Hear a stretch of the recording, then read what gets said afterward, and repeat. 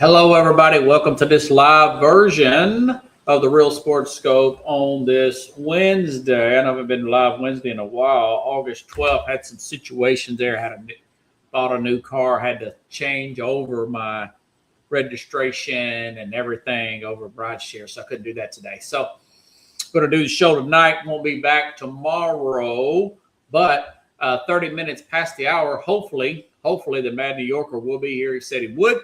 And we'll talk a little bit about today's biggest stories and topics here on the Real Sports Scope. Sorry, I'm getting a tie situated here. The Lakers sell again. Russell Westbrook retires. Where does he rank all time for the players who have not won a championship? One of the best players never to win a championship. Talk about that. Also, the NFC South. Who's going to win it? I've got a shocker for you. Like I said, hopefully the Man New Yorker will be in here 30 minutes past the hour. Get his thoughts on my wild takes on the NFC East, which I've got a surprising winner there. So stand by. We'll take our first only break. I'll be back here momentarily and hit the ground running here on the Real Sports Scope. Hello, Sports Scope followers. The program has seen tremendous growth since going 5 days a week. I just wanted to thank everybody for your cash contributions and sharing the program with friends and families. Just a reminder, if you want to contribute to the program, go to the Cash App, the cash sign, and Sports Scope. There are other ways to contribute to the program listed at the bottom of the screen. If you want to advertise on the program, go to sports, that is sports with an S, another S, scope, SKOPE, at gmail.com, just like it's listed at the bottom of the screen. Thank you and enjoy the program. All righty then. Why can't I get this tie squared away? I don't know what the deal is with this. That is one of those zip-ups. Here we go. There it is. Here we go. Okay, now this is an interesting story here. So the Lakers, less than a year later, they sell again for a record $12.5 billion here. The Buss, remember, folks, this time last year, a little over a year ago, the Buss family sold this family to Mark Walter, who also owns the L.A. Dodgers. Dodgers really well run, won 2 straight World Series. They're in first place in the NL West, but this was they sold for $10 billion, and now it's been reported out of ESPN everywhere now that it's being sold to Josh Kushner. Don't that last name sound familiar? And Bob Iger. Well, that name should definitely sound familiar. That's a former CEO of Disney. Josh Kushner is the younger brother of Jared Kushner, which is the son-in-law of President Trump. Jared Kushner there, the younger brother. But he's worth. Here's what's interesting about this: Lakers sold for $12.5 billion, but Kushner's only net worth is $5.2 billion, and Bob Iger is not even worth $1 billion at $700 million here. So I think that's kind of odd. I guess they probably had some outside finance in here. He's a venture capitalist, Kushner is. There's also reports here out of, let me make sure and get this right. Bloomberg was reporting that Mark Walter is seeking cash to pay off billions in debt of loans as a result of an active FBI investigation. So this could be bad news for the Lakers, okay? This could very well be bad news for the Lakers. Well, as far as, it's good news for him, bad news for the Lakers. They sold to a guy that's not even worth the amount of money that he bought this team from. They were, regardless of what's wrong with this guy's situation, and this could be bad news for the Dodgers as well, because maybe he sells the Dodgers and has more financial issues here. this Mark Walter, because like I said, he also owns the LA Dodgers. All right. I say it's bad news for the Lakers because the group that ran the organization, and maybe they keep the same help there. They run the Dodgers really well. Like I said, the Dodgers are two-time Super Bowl or World Series champions and in first place in the NL West right now. Okay, and they've got some really good. They've got a really good payroll there and setup there. So, could they end up being sold? We don't know. Nobody's reporting that. But this all happened today, just like a shock. This is really. I've never really heard of something like this. There were some owners a few years ago, and the Dodger fans would know about this. They end up the former owners of the Dodgers, some years, 15, 20 years ago, maybe less, basically bought the Dodgers on a credit card. Could this be this type of situation here? We will find out later. I thought another interesting aspect to this is how ironic LeBron, you talk about getting out in the right time. LeBron's always been at odds with the President Trump. So if he would have stayed with the Lakers, he would be working under the son-in-law's brother, Jared Kushner, for the Lakers. So that is just good move by LeBron. Lucky for him. Now he's signed with the 76ers. Now they're going to be on TV all over the place. They released ESPN and everybody, the NBA, has released the schedule for next year's games. He's on to Philadelphia. Thank God for him, right? So now you've got the Kushner brother owning the Lakers with Bob Iger. So that aspect I think is pretty good, because the NBA has went very political. There's no stepping in and telling these coaches to stop talking politics. Now I know that Steve Kerr has already been told by ownership, stop talking politics out the post. This is something I said years ago. Greg Popovich used to lecture people on politics with the Spurs logo in the background. You're going to tick off half your fan base. Well, he's no longer a coach there. That's going to come to a stop, obviously. He's not even in part of the spotlight anymore. He's more of a, behind-the-scenes guy, if that. Maybe he's just a figurehead. He's given over a stroke, and God bless the guy for a full recovery. But I never did care for him as a person. Good coach, never did care for Greg Popovich as a person. Even before he was lecturing people in politics, I thought every question that reporters asked was a smart question by the guy. But I think the goodness that could come of this is you will have one of the most valuable organization owned by someone who is not trying to lecture on one side of the aisle. Other words, and Bob Iger is supposedly on the other side. So you can I've always said this, keep politics out of sports. And it's escapism, whether you want it to be or not. Sports are escapism. They're not that important for general life. You want to keep that out. And now that you have ownership of one of the biggest teams there, and I know that ownership of the Knicks is of the opposite of a lot of the NBA people, the coaches and some of the players, you can kind of even things out and keep politics out of sports. I know they've taken all the stuff from 2020 off, the little lecturing woke messages, stop race. Like we don't know that, right? But I'm just saying this ownership change could help that and grow the ratings back. And the ratings were already on the way back up with the Wembanyama, Spurs surge, and of course the Knicks making a run like they did and winning the championship. So that good can come out of this. The bad that could potentially come out of this for Laker fans, this could be another sale because Kushner is only worth $5 billion. He made a purchase for $12 billion. He may have bitten off more than he can chew, and then they have to do another fire sale to another. So this could mean turmoil again in La La Land, in my humble opinion. Okay? All right. Another big news event that happened today in the NBA world, Russell Westbrook, folks. 17 seasons.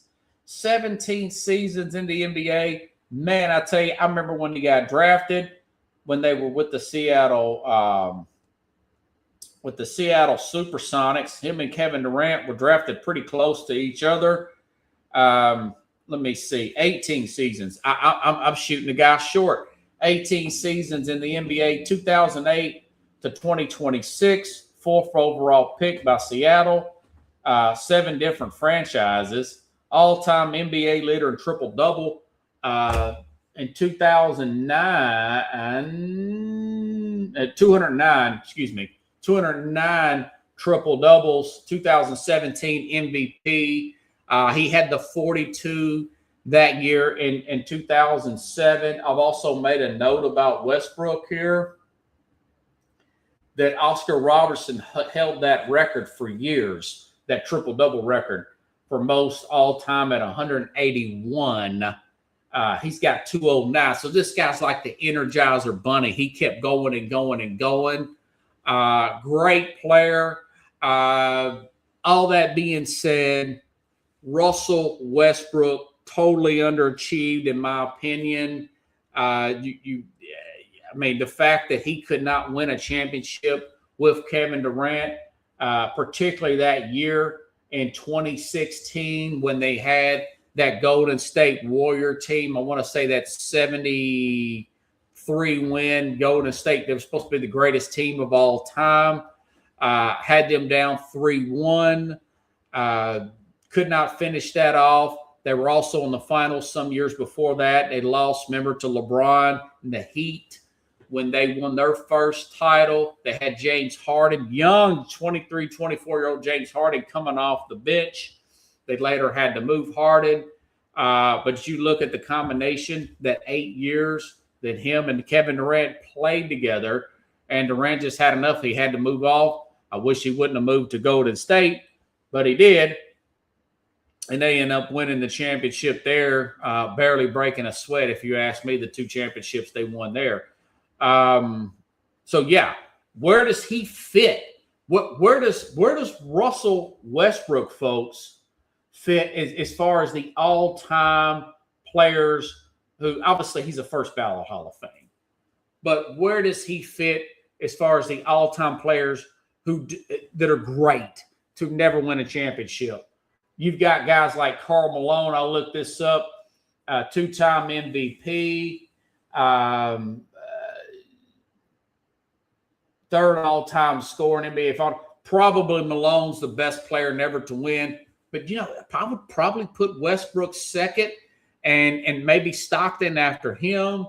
You've got Barkley on that list. You've got Elgin Baylor as well on that list. But I'll tell you, it's that big a list for me. Westbrook, I would probably put him just below Karl Malone as the greatest player, second greatest player not to win an NBA championship. And I do blame him. He just did not show enough self-awareness, taking way too many threes. He padded his stats a lot. He would miss the ball on purpose, get the rebound, put it back in so he could fill out those triple-double. There's some film of that, of him doing so. It's very unfortunate because I really admire the guy's work ethic, his energy level, his intensity through all 82 games, but he just lacked that self-awareness. He was just not good, a very good team player. He's a very good individual player, but he just wasn't a very good team player. But kudos. He had a great career, but it was underwhelming considering who he played with. A young Durant. They should have won. They probably should have won 2 or 3 titles together at the bare minimum, all things considered.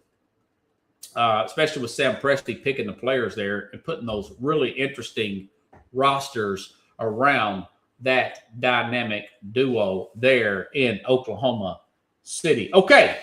All right. NFC South. Let me get on this because I got the Mad New Yorker coming in here in about 15 minutes. Going to race through this. The Atlanta Falcons, Lindy's magazine, this magazine, they're picking the Falcons to finish first. I'm not going to do that. They've already had some injuries, and they've had some off-field concerns here. James Pierce, we know about that started there at the beginning of the offseason here. Remember, he had the issue there with the girlfriend. Looks like those charges may get dropped if he completes this program. He's going to be back. That's good news for the Falcons fans here. Other good news is Bijan Robinson, 3 years, $75 million. Probably the best running back in the NFL right now if we do pass catching. The dual threat, I've talked about that. I'd pay him over a guy like a Justin Jefferson, $40 million. I'd pay him $25, no problem. Don't even break a sweat there. The issue is, though, they've already had some injuries here. They've had this Jalen Walker already suffer an ACL, an edge rusher there that was supposed to really be a big addition there. And, you know, obviously they fired Raheem Morris last year. They were 8-9. They brought in Kevin Stefanski over there, 2-time coach of the year over from Cleveland. The problem is you've got Michael Penix coming back from a third ACL injury, and then you've got Tua, who's often hurt, and he's going to start the first preseason game. That's already been announced. They're going to be really good at home at times, but, you know, we know about Tua's lack of mobility, lack of arm strength. I think he'll look good at times, especially with Bijan Robinson. You've got Drake London there. They've also added linebacker Christian Harris here. So we'll see how things play out, but I'm not in love with this team as much as this magazine is. I've got the Atlanta Falcons. Their over and under is 7.5. I got them going closer to 5-12. You say, wow, that's a big step back, because there's too much concern there. There's two injury-prone quarterbacks there. The more, I started, really looking into their schedule. I mean, they open up against Pittsburgh. They got to play at Green Bay on a Thursday night. They got to play Baltimore there. They got to play the AFC North. That's not an easy. That's not a cakewalk. They play Kansas City. They got to play at Minnesota, Cleveland. I think they'll lose to Cleveland. It's just not it's a pretty hard schedule. You got to play the Bears. You got to play the NFC North and the AFC North. Not good. The NFC North may be the best division in football at times, other than maybe Green Bay. So I actually got them taking a step back. The main reason is Stefanski's going to have the same issues that Raheem Morris had with the quarterback situation. So my prediction is they'll be back in the quarterback market in the 27 draft that is, supposed to be pretty deep with quarterbacks from what we're saying right now at this moment. Carlos, no love for the Dirty Birds, Carlos. I've got them going 5-12. Could they go 9-8 again? Yeah, that's a possibility, but you've got way too much injury there at the quarterback, or likelihood of injury at the quarterback position. You've already got a big pass rusher that's out for the season. You have another questionable pass rusher who may come back in James Pierce. We're just not sure about that. And you have a very tough AFC, NFC North out of division opponents that is not faring well. Plus, they play the Chiefs, by the way. And they're playing them in the middle of the season when Mahomes will be back full throttle by the end. So not good for them. Could be wrong. They got a good offensive line. They got some decent players on defense. Not a big Kevin Stefanski guy. Not a very confrontational coach. A little overrated, even though he did win Coach of the Year a couple of times. All right, now, moving on along.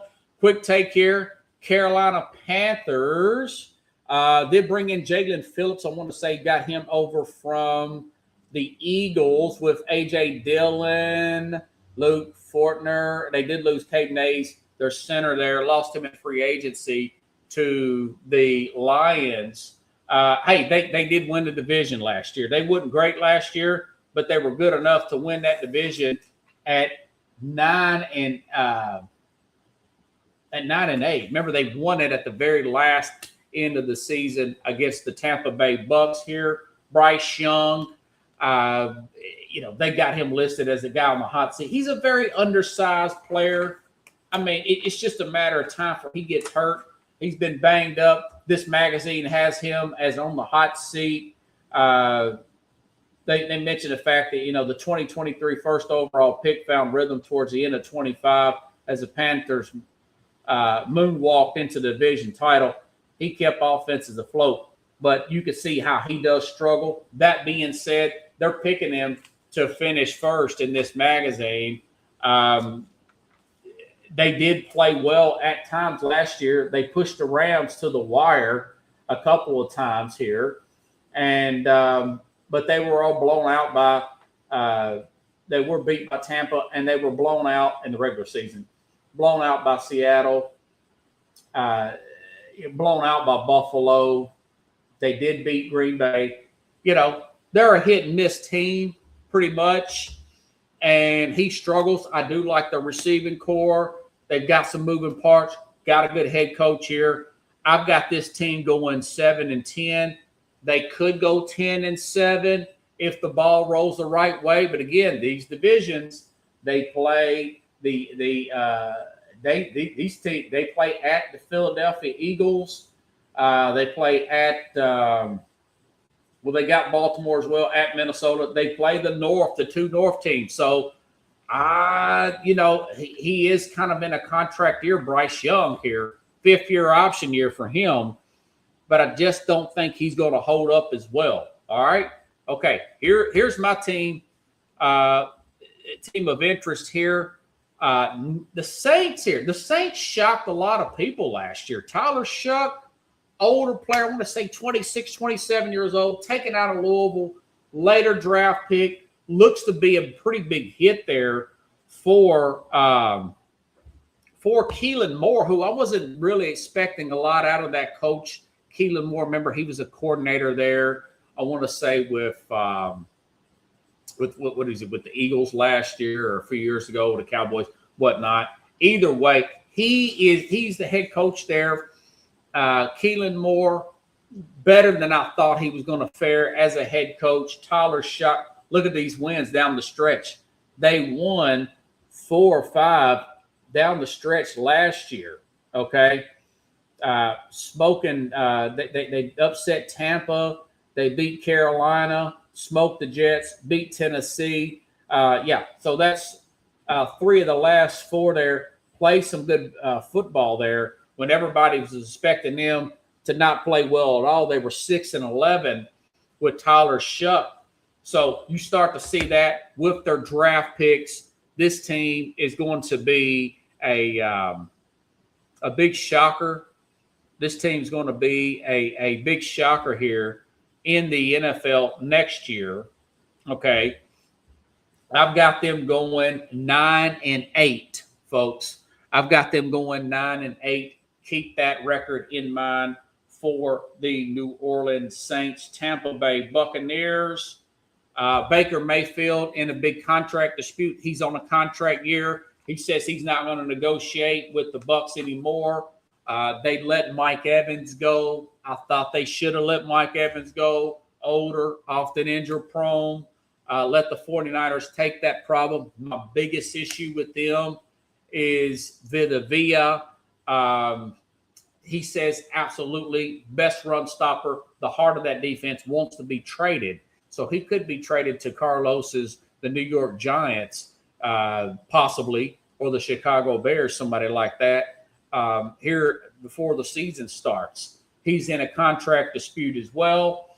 Lindy's Magazine's picking him to finish 3rd. Look, remember, they had some blown games last year, including that New England game when New England's coming off of a several road games, long stretch, hadn't had their bye week. They're at home off a bye week. They blew that New England game late last year. What was that game? 28-23. Then they were blown out by Buffalo, blown out by the Rams. They lost at the very end of the season to Carolina. They finished 8-9, below 500 there. I think Todd Bowles will probably get canned this year. One good thing I can say about this team, Ruben Bain did fall to them. They did fall to them in the draft. We talked about that on draft night. Ruben Bain did fall to this team. They did pick up Zach Robinson as their offensive coordinator, who used to be the coordinator for the Atlanta Falcons. But I wasn't impressed with the Atlanta Falcons last year. Atlanta Falcons ended up firing Raheem Morris, their head coach. Now, a lot of that was quarterback issues. Maybe Mayfield can carry them to another division title, and this could be a moot point, but I actually got them going the exact same record at 8-9 last year. They're going to come up short against the they're going to come up short in the NFC South. So just do a quick recap of the NFC South. I have the Saints at 9-8. The Saints at 9-8, winning the division, finishing first. Not very hot takeish. I mean, it's just a few more games. That's 3 more games than last year. And then I have second Tampa Bay Bucks at 8-9. Maybe Baker can pull off a few victories. We'll see what happens. And then Carolina going 7-10. And Atlanta, although, like I said, Lindy's magazine is picking them to play really well. I want to say they picked them. Atlanta, no, they picked Carolina to finish first. I got them going 5-12 and be in the market for another quarterback. I'm not sure that Penix, although I like Penix, like his story with 3 ACLs, I'm not sure they're going to be impressed enough for him to come back.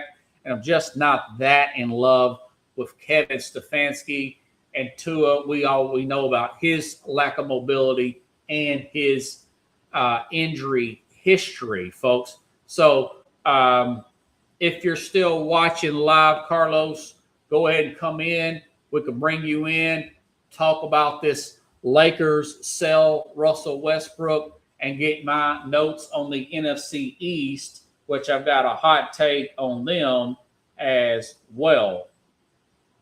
Let's see.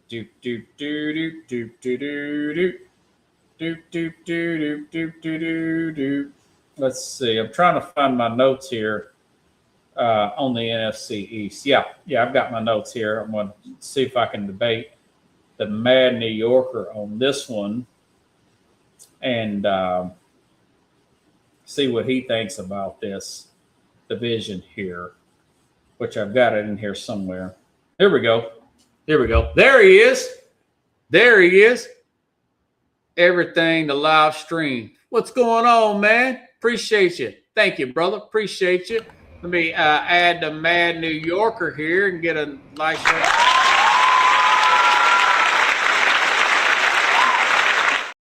Okay, you said a comment about I don't have no love for the Dirty Birds. Do you have any thoughts? A quick take on the NFC South. I've got the Saints coming out of nowhere at 9-8. That's not really a huge take. I think they're going to win at 9-8, led by Tyler Shuck in their second year. Any quick take on that, man? Yeah, I mean, I think that division is a quarterback. You're going to have a quarterback sneak in that one. Whatever quarterback performs the best in that division is the one that's going to take them to the promised land. I mean, the two teams that you're talking, the two teams that will probably be in the top will be, I think Carolina. I think again be Tampa Bay and Carolina, but you talk about the Saints. That's the two that were there last year. Yeah. Yeah. You talk about the Saints. Their backup is Spencer Rattler. He did well last year. He just didn't have any defense. Every time he scored a touchdown, they gave up points. They won 3 out of 4 with Shuck. This Shuck guy, older player out of Louisville, turned out to be a big hit for them. I remember he outdueled Cam Ward here in Nashville, which I ain't saying much, but still. Well, he played at one pick versus a later round pick. I mean, he got experience. He played at Oregon, and he played at Texas and Texas Tech. He bounced around a lot. Yeah, and then he played at Louisville to end his college career. And then they brought in Jordan Tyson also. That guy was injury prone in college, but they still got Olave, and they've got ETN they picked up to put with Kamara, who Kamara's older, but still they're going to have a good running game. The best thing about Kamara is that he could catch, right? So so can ETN. They got 1-2 punch there. Yeah, so they got guys that can block. Well, I'm not sure if they're good blockers. They they'll sit there, but So you're going to lean Tampa, I bet, right? yeah, well, I think that it's going to be the same thing. I think they're going to go again, and it's going to be a tiebreaker to get either one of them to the playoffs. Okay. And I say that because I'm not going to say that Baker's off injured, but when he does have an injury, their backup quarterback is Browning, and it's not that Browning's a terrible quarterback, but how many He's not games? a good one by no means, is he? It's not that he's not good. It's like he's just seems like one of those rhythm type players when he's played in different teams, like because he's coming from Los Angeles, right? I think so. Yeah, he played in Los Angeles and LA Rams. So it's like, when he's on the field, he's not terrible, but he's definitely a rhythm quarterback. So, but this team on offense, I mean, they have even getting away from the wide receiver that went to they still got Godwin, they got McMillan, Ted Hurst. Well, they got Ibuka, and he's going to be the star, right? Second-year player of Ohio State. Yeah. Hey man, I like Todd Bowles. I like the swagger of Baker Mayfield. He could get on my nerves sometimes, kind of cocky, but I don't know. They got Ruben Bain to fall to him. Right. Remember, they did struggle in close games last year, and I see the same thing happening this year. I see the division slightly better this year. I know. Vita's not. He says, "I'm not going to play another down for Tampa." That's their best run stopper. Yeah, but they have youth. They have a lot of young guys, and they're quick. So, and they've been good about always keeping the defense young. Here's the thing: if Bryce Young in Carolina goes down, can Pickett pick up the games? Because Bryce Young will miss a game or two. Yeah. So that's why I got them not finishing first as well, because now he's on his 5th-year option, but he's a very tiny quarterback, and there is a very good chance he could get injured. And the South plays the NFC North with Minnesota and that group, and they play the AFC North, which you got Steelers, Browns pass rush, Ravens pass rush. Right, they're going to go against a lot of tough defense. Cincinnati's got a better team now. But that's bad matchups. That's why I got them. And then they got to play each other, of course. So right. Kansas City plays these teams, so it's not good. It's going to be about like last year. The winner has like one game. The best matchups for any of these teams are being in their own division. That's going to be their best matchups. Yeah, it'd be a pretty interesting division, although the quarterback play is not too good. Right. We'll stay with football, and then we'll go to the day's biggest stories. I had another shocker for you. Got your Giants winning the NFC East at 11-6, followed by Philadelphia 10-7. Beating out a tiebreaker over Dallas 10-7, and Washington going 5-12 and looking. Dan Quinn they'll move off Dan Quinn.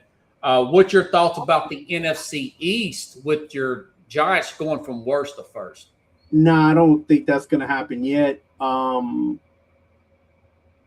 I say that the same thing with this division. This division is the division of quarterback all-stars, except for the New York Giants. They don't know exactly what they got in Jackson Dart yet. Yet. And I say that, because,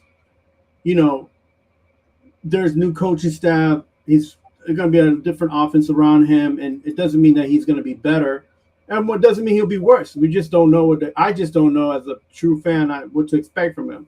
I'd love for them to be coming out at first in this division, but yeah. Listen, if he goes down as Jameis Winston, then maybe the Giants will pick up games because he has in this whole division, Jameis Winston is maybe the second best quarterback as a backup, because like Dallas has Sam Howell as a backup, and the Eagles have Tanner McKee, and they don't even. I mean, that was an 8th round draft pick. I'm not sure if they want to. they're going to go with Andy Dalton. Studying these backup quarterbacks. I like that. Boy, you're doing your homework there, brother. Like, I feel like Andy Dalton should be the second, but they're not seeing that out of him.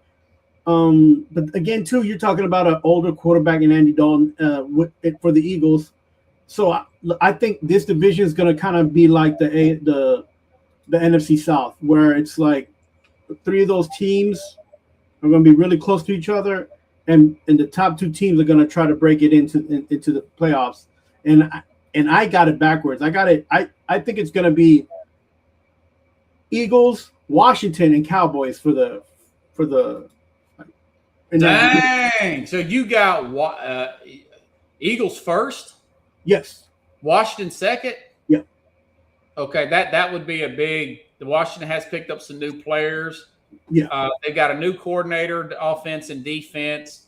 Their left tackle's out for possibly the year. Laramie Tunsil. I feel really good about Washington not playing well this year. Well, I say because, Mike Richmond. No offense, Mike. Yeah, I mean, look, right out of the DC area, and they lost Debo as well. But the thing that I don't know what to expect from the quarterback, Jane Daniels. He's coming back from a couple injuries. He's another injury-prone player. But I feel like when he's on target and he's good. Like so. He's very good. And carry him to a victory there. Don't get me wrong. He could have an MVP season. That's the flip side. That's a problem too. Like so, the same thing with Jackson Dart is the same thing with Jane Downs. You don't really know if they can keep the momentum going. He had an awesome first year. The second year with all these injuries, he got to rebound. He got to reboot, and he's got to carry this team. And if he can't, like you said, that coach is gonna get fired, man. And it won't be his fault. Well, I think he'll get canned this year. I didn't think he was a great hire. I like the pairing him with Cliff Kingsbury. Kingsbury had some kind of run-in with this general manager. He steps down, goes elsewhere. I didn't like that whatsoever. I like Jaden Daniels, but man, I told you at the very beginning, my whole knock on him. He got hurt at Alabama. He got hurt his rookie year. Although he gets healthy, they go all the way to the NFC Championship game. They go really old on defense. They make all these trades for these players like Tunsil. They had traded for a cornerback from the Saints. I can't remember his name, but he didn't work out as well. And they're kind of stuck with an older group now. I do like Sonny Styles, their draft pick out of Ohio State. That's one player though, man. Yeah. Well, what I like there as far as the Jaden Daniels quarterback being able to pick up the slack. I don't like that they lost Deebo Samuel. I don't like that they got Stephon Diggs, but I do like Jaden Daniels. And did they sign Diggs? Yes, they did. I think that was a horrible signing. Yeah, but because they knew they wasn't going to pay Deebo. I mean, right. He went back to San Francisco.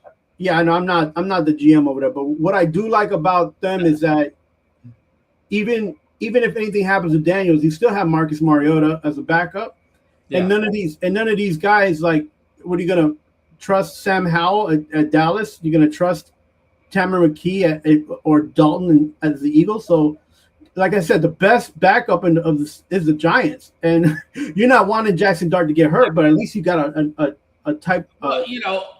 I'm not in love with Winston. He's a turnover machine, but I mentioned this to the crowd the other day. You look at what they've done in the offseason. You get a guy like Francis Mayoga fall to you in 10th pick overall. That's that much more depth you've added to that offensive line. He's going to play guard. He can play right tackle. Heck, he can even fill in at left tackle if Andrew Thomas gets hurt again, the left tackle. Yeah. They're going to have a good running game there with Scatterboo. Maybe they pick up some backup. And you say you like the other guy better than Scatterboo.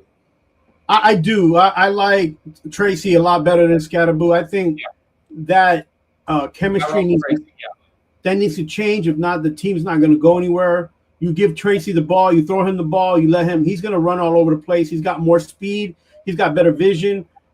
He's probably not as good as a blocker as Scatterboo, but what Scatterboo does is the hitting the holes and and making sure that he gets into the second line. He has a second drive on, but again, he didn't last all season last year either. So you don't really know what you have in Scatterboo as an NFL player. You know what kind of player he is, but the thing about the Giants is their O-line with Thomas, like you mentioned, Thomas and Runyon, those two guys in the left side, that's not very good, man. That's a lot of age on that side, and the defense is getting quicker on all these teams in the NFC East. So I don't know if you can you bank on Runyon and have, and in the center, Schmitz, and he's not that old, but he's, it's going to be his first time playing on underneath Jackson Dart. It's going to be underneath. So what they do in practice, man, you want them to see on those teams come out on the field, but sometimes you got to be realistic. And I don't think that the Giants will be there, but there's a lot of people. On them, it's like a split because of the division, right? It's a split. I've seen where a lot of people have the Giants drafting, and I see where people have the Giants coming in second. And they're doing that because of the coaching staff and like a new culture being built. But I'm one of those people, until I see it happen, I'm not gonna be a believer yet, Yeah. Yeah, I like to jump ahead and get ahead before everybody else does. I just think that you look at guys like Brian Burns, Arvell Reese, Elville Carter. That is just a great front line up there. Yeah, they still have Thibodeau. They still have Edmonds. Thibodeau is in a contract year for him. They added guys like Darnell Mooney for wide receiver. Even if Neighbors comes back late, I think he's going to come back and play week 1. That's a big-time receiver they didn't have last year. Even if he don't come back, Theo Johnson, Isaiah Likely, they're going to be able to control both lines of scrimmage. My only knock on them would be Darnell Wilson, the former Tennessee Titans defensive coordinator, who was not good at times. He was good with the Ravens, but he was not good at times with the Titans. But he has got so much talent there to deal with. I think their defense is going to come together this year and really improve, man. Be one of the better defense, not the best. Right. It's not going to be the Rams, but it's not going to be Eagles, but it's going to be up there. And I think they're going to surprise a lot of people and finish 11-6 next year, man. Well, listen, like you what you're saying, there's a little bit of truth to. We as fans and even the Giants personnel was hoping that this was going to be a number 1 defense last year. Yeah. They were young last year. Abdul Carr was only a rookie. He got better as the season went along. Yeah, but Thibodeau coaching staff came in. Yeah, but Thibodeau took too much time. Burns was the only one burning it up. I mean, Burns is very you're going to get a lot out of Burns. Yeah, so I mean, listen, that secondary and that safety help between the quarterbacks and safety, they need to come in and actually help the front line as well. They have to do their jobs and not let small things get by them. So I hope you're right, man. They lost Dexter Lawrence. I saw they brought in Shelby Harris, and those are older tackles. They may get Vitavia. Don't be surprised if they make a move and pick him up in the next 2 weeks before the season starts. That's the tackle from run stopper from the Tampa Bay Bucks. Yeah, I mean, that's a lot of ifs. I get it. I'm projecting a lot, and then you throw in John Harbaugh, who's going to totally change the culture there. What I can see this like Deion Ward, man. The whole thing coming together. Listen, I got that from Nas. My man sound like Deion Ward. I'm gonna try to be positive, but as much as I try to be positive, I got to be real. And I even mentioned this before, even any of this stuff was going on with the rest of the moves. I was like, listen, I can see the Jets and the Giants and picking 9 and 10 again. Like I'll say the Jets maybe picking 1 or 2, and the Giants picking like 25th or something. Yeah. So they'll be there. They'll be in the top 10. And my explanation for the Eagles not taking off and just running away with the division is Lane Johnson. They were 3-5 when he missed games last year. Well, he's 1 year older. He's been missing every year. The right tackle that Hurts has problems when he's out. So I'm projecting him to miss. They did draft this third round guy, Markel Bell, out of Miami. Can he fill in at that right tackle spot?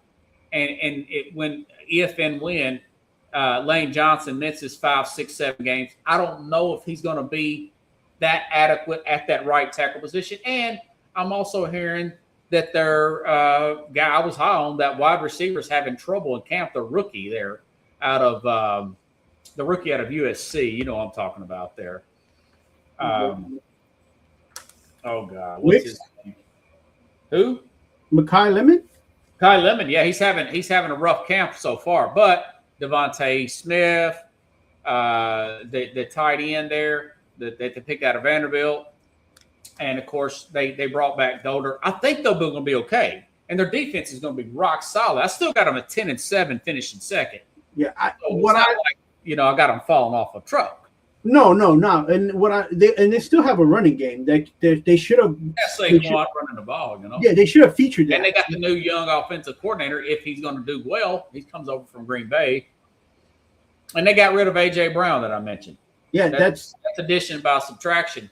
Pretty much, yes. Yeah, I think it's going to be easier to feature Saquon to make that one of those ground and pound type of teams. But then you, like you said, you have the tight end from Vandy who has great hands.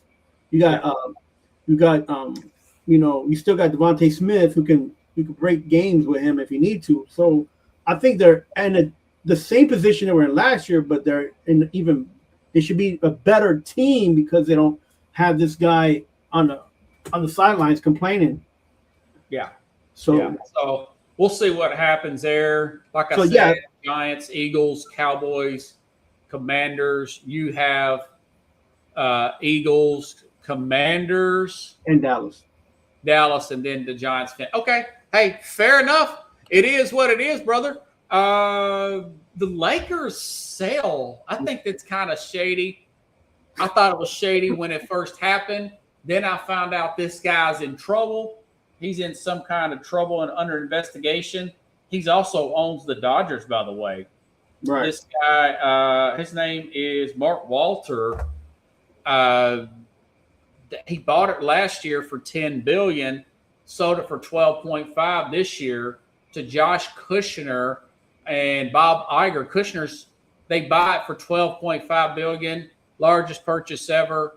This guy's only worth $5.2 billion. Iger's not even worth $1 billion. Iger's the former CEO of Disney. This guy is the younger brother of Jared Kushner, who's the son-in-law of President Trump. Right. This stuff's crazy stuff. A lot of people saying, "Yay, Stephen A. Smith. Oh, this is a great deal. Bob Iger's a good guy." I don't know, man. They ran the team well because they ran the Dodgers well, and this Kushner guy may be over his head. The Lakers could be for sale again, if you ask me. What's your thoughts about that? It's pretty crazy stuff. You don't see that back to back like that. Yeah, and it used to be back in the day, they would say before there was a sale or anything, they would mention the name and they would be like, we're going to process and see if that's something that they can afford. Maybe it still falls through. You never know. Yeah, so look, as a citizen of the United States, and I see the brother of the brother-in-law of the husband of the son-in-law. Yeah, the son-in-law. Brother of the son-in-law of current president. Yeah, Trump. And I'm not to say that he didn't make his own money because he's been making his own money. He's been richer than his brother, who's older brother. He's a venture capitalist. Yeah, drives capital and the insurance, Oscar insurance that they have here in New York. He's made money. I don't count people's money, but what I see and what I hear does, and it smells fishy. You know what I'm saying? Because it's just too close to the the head of the United States president, man. And there's already issues about financing and capital and all this stuff that's coming. Where are these funds? Where are the funds going? Where are the funds coming from? There's already too much of that going on. So, had I been a Kushner myself, I would try to stay away from the president as much as possible. And then I would try to keep my money clean as possible.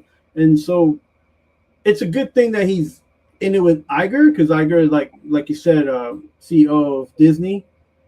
But he's Yeah, only worth 700 million. So Kushner's name was first in this headline for a reason, because he's worth more money than right, Iger. right. I thought Iger may be worth several, but I was surprised Iger's worth less than $1 billion being the CEO of Disney. But what do I know? He didn't have to start Disney. His name's not Walt Disney. Right. And the thing is, listen, these guys, they got money. I just think the NBA needs to be careful, and they need to scrutinize some of these people that want to come in. They made it a big deal when it was I don't know if you remember Jay-Z's group tried to buy an NBA team. Oh, and it didn't fell through, yeah. Yeah, and then all that stuff and then they had the Russian moguls that came in, and they found out. I was thinking about the former owners there, and I'll look them up real quick, of the Dodgers. Yeah.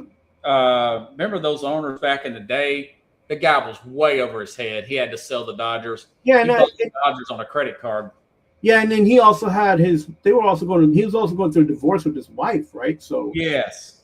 So there's a lot of stuff that happens that I feel like, and the funny part is that the NBA usually has always done a better part of, getting the NBA owners. Frank McCord, yeah. Frank McCord, yeah. The Dodgers in 2012. After a term of ownership period, it led to the team filing for Chapter 11 bankruptcy. He couldn't afford it. He couldn't afford it, man. Now, I'm not saying Kushner will. We'll find out. Time will tell. But my first instinct is, if you're not worth as much as you bought that team for, that's not good. That's not good. Now, again, think about this. LeBron kind of got out at the right time, because him and the president don't get along. You got so that aspect of it. But I will say this, at least it kind of levels out all the politicking that the NBA has gotten into. Maybe it kind of levels it out with him. But I don't know. This is a crazy story, if you ask me. Yeah, I think to this story. Yeah, if you know about Thrive Capital, they're the ones that Spotify, they got a lot of, these newer companies that came out, new tech companies. And just the capital firm itself, I believe, is like $25-30 billion in assets. So, but that don't mean that Kushner owns that money. That just means they've been making that much more money for all these companies. Yeah. So he may be fine. They may kill it and win the championship. I think this other guy may be in trouble. He's being investigated by the FBI, the former owner. He might, this guy, Mark Walter, Bloomberg's reporting that Mark Walter is seeking cash payout for billions of dollars of loans as a result of an FBI investigation. He might sell the Dodgers. The current, like I said, he owns the Dodgers too, which they've been killing it. 2-time World Series champion. They're worth a fortune.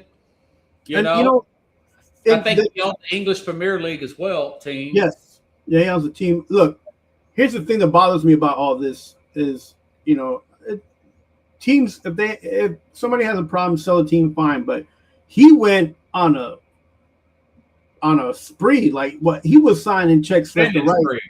He didn't care what it took to win a championship. It felt a little bit like he was getting ahead of himself. I feel the same way about the Padres, all the purchases they were making. Ohtani has got this, what do you call it? His contract really don't kick in until later on. They've delayed payments. I forgot what it's called. There's a word for it. But anyway, it's not hitting them on tax issues right now. Right, and they did that in a way where, because they signed other players, yeah. Yeah, and they were able to do that because the two Japanese players was given more than what they were making in the MLB in different types of sponsorships and different types of contracts that they have with different companies in Japan. People don't realize the density that the baseball in Japan and them as endorsements is just ridiculous. They were getting ridiculous amount of offers. Man. Yeah. Oh, I got to get this Westbrook question in. Russell Westbrook, all-time triple-doubles leader, more than Oscar Robertson, all-time triple in the single season and all-time 18 seasons. I think he's probably the second most successful player ever to not win a championship behind Karl Malone. What your think? He retires today, Russell Westbrook. What's your thoughts about Westbrook and his legacy? All that being said, I think he underachieved, man, because he could have got some championships if he'd been less selfish with Durant. You know? Yeah, and I think you have to put both John Stockton and Karl Malone in that. Yeah, Stockton's right there in the top 5. Yeah, of course. I think Malone a little bit over Stockton, but you know what? Stockton is an all-time assist and a steals leader. And I will be fair right now, and just the way the NBA is, because like we grew up watching a different type of NBA, different type of different game, and the game has changed so much. I'm going to be fair. I don't want to be unfair to Westbrook. He's in the top 75 players NBA. Can we just leave it at that? Valid Hall of Famer. Right? Yeah, no. Yeah, of course. But there's just been so many players that sometimes go unnamed. Players from the past that did so much. Sometimes people forget about Pistol Pete.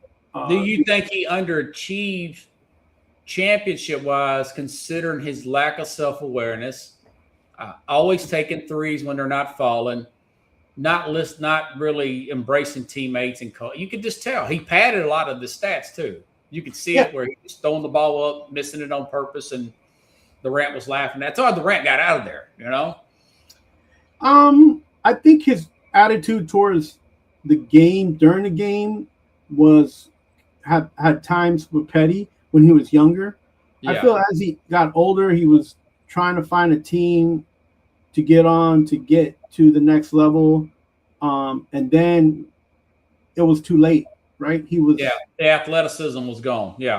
That level, he's still pretty good. Yeah, and so he figured it out though. As much as he did, you mentioned pad some stats. As much as he did pick up stats, I feel like he was trying to be competitive, and this would be after he left Oklahoma. Yeah, he was already trying to find a team, try to get on a team that was championship caliber. So, and I would say after maybe his 6th season, he was trying, as a 6-man sometimes. Yeah. On some of the teams, so again, you got to give credit's due. He's got this, even though you mentioned he padded him, he's got the statistics.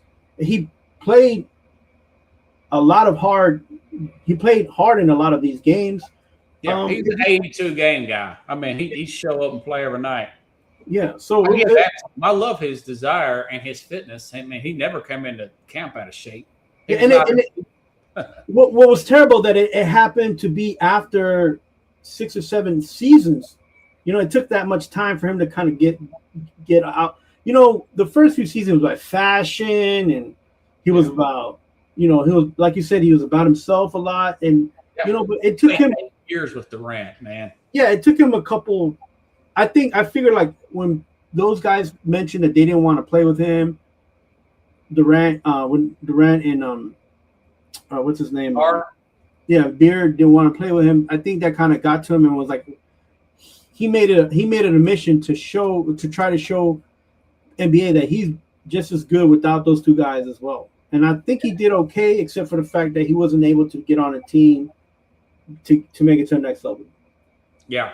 Well, I want to say they never won a playoff series without Durant after he left, and the guy just wore himself out in games. I mean, he just didn't know how to pace himself in those early years in his career. I mean, they played. I'm looking at this bio of him, 7 different franchises. I mean, he really bounced around those last few years. From team to team, man, because he was the problem. Remember when he went to the Lakers? What a disaster that was. And I said that was going to be a disaster. It was a total disaster. LeBron recruited him, and it was unbelievable. I wish it could have worked out better for him. I like the guy's work ethic. Anything you need to add, man? Is how fast this went. Yeah, I mean, it's different than when you do a whole show, but I appreciate you bringing me on Wednesday. Yeah, I haven't missed you. I appreciate you coming in on short notice, man. Man, no problem. I appreciate everybody watching. We're gonna try to set up that college day. the pre-show, the preseason show. So we need to set that up, and I'm ready, man. It's that time of year, man. It's playoff baseball, football's back. You got a lot of stuff going on. The soccer season restarted, so everything's it's Panamanian, man. It's crazy. Yeah, it is. All right, everybody. Mad New Yorker. Thanks again, buddy. Have a good one. All right, everybody. I'll be back here probably Monday, if not Tuesday. Give you some more of my predictions in the NFL. I've got the NFC West. Then I got to tackle the AFC. So have a good night, everybody. If you like the show, share the show. If you have not subscribed to @TheRealSportsSkope YouTube channel, please do so. Thank you, folks. That's @TheRealSportsSkope with the K. Have a good night.